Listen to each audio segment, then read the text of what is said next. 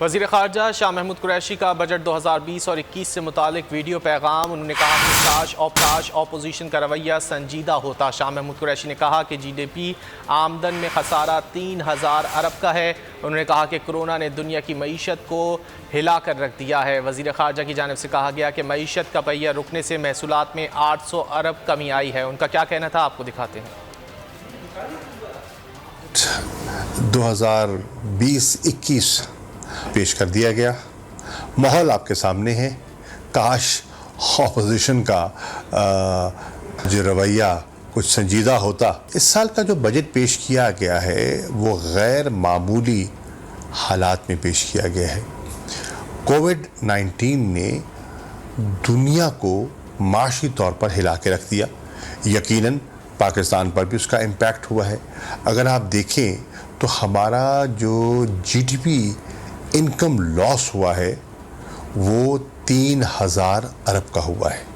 اسی طرح ہماری ریونیو کلیکشن میں جو ڈراپ آیا ہے لاک ڈاؤنز کی وجہ سے، معیشت کا پہیہ رک جانے کی وجہ سے، وہ 800 ارب کا ہے۔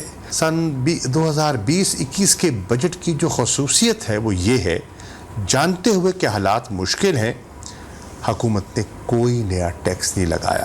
ہماری خواہش ہے کہ یہ جو 19-20 میں ہمارا جو گروتھ ریٹ ہے وہ نیگیٹو ہو گیا، منفی ہو گیا، اس کو ہم نہ صرف بحال کریں بلکہ پازیٹیو لے جائیں اور کم از کم 2% کی گروتھ تو ہم کریں۔ بجٹ وزیر خارجہ شاہ محمود قریشی کا بجٹ 2020 اور 21 سے متعلق ویڈیو پیغام۔ انہوں نے کہا کہ کاش اپوزیشن کا رویہ سنجیدہ ہوتا۔ شاہ محمود قریشی نے کہا کہ جی ڈی پی آمدن میں خسارہ 3000 ارب کا ہے۔ انہوں نے کہا کہ کرونا نے دنیا کی معیشت کو ہلا کر رکھ دیا ہے۔ وزیر خارجہ کی جانب سے کہا گیا کہ معیشت کا پہیہ رکنے سے محصولات میں 800 ارب کمی آئی ہے۔ ان کا کیا کہنا تھا، آپ کو دکھاتے ہیں۔